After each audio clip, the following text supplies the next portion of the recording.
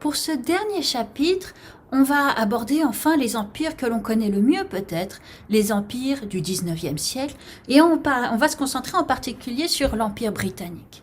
Eh bien, les empires des 19e siècle, avec l'Empire britannique bien entendu qui est le plus connu et qui a été le plus puissant, eh bien, ce sont des empires qui sont complètement différents. Pourquoi ?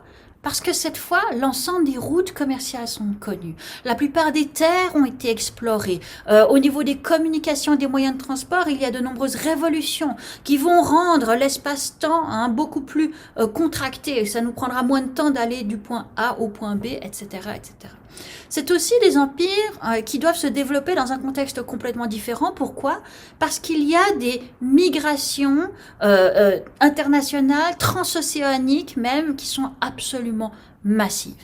Eh bien, à quoi vont ressembler ces empires et comment est-ce qu'ils vont s'adapter en fait à une société, une réalité beaucoup plus complexe qu'auparavant ?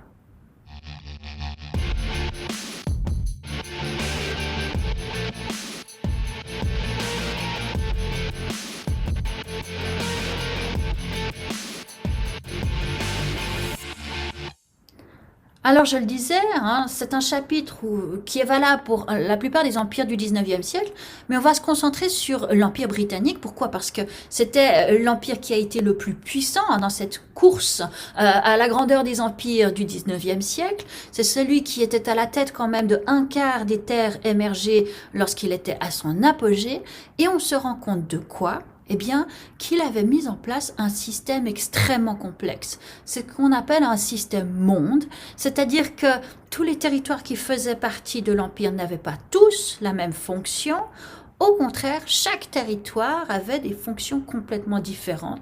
Certaines servaient d'endroits où on envoyait une population en surplus, dans la métropole. Certains autres territoires étaient là comme des pieds-à-terre pour mieux avoir accès à certains marchés. Et certains territoires encore étaient là purement pour extraire des richesses, soit des matières premières, soit des hommes, des soldats, des ouvriers, etc. Enfin, on verra que la manière de gérer sur la différence sera d'autant plus difficile parce que cette différence tentera de s'expliquer de manière scientifique.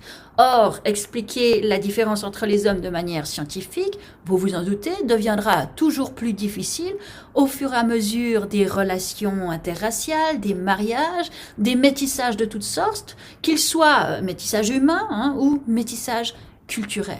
Et c'est ainsi qu'on abordera, troisième point, un sujet qui est extrêmement important, c'est tout l'imaginaire, tout ce répertoire, toute cette mise en scène qui est là pour justifier la supériorité d'un groupe sur tant d'autres, en abordant la question de la supériorité raciale, bien sûr, mais aussi de cette fameuse mission civilisatrice, ce que les Anglais appelaient par exemple the white man's burden, qui venait justifier la raison pour laquelle ces groupes se donnaient le droit d'aller conquérir et subjuguer tant de populations.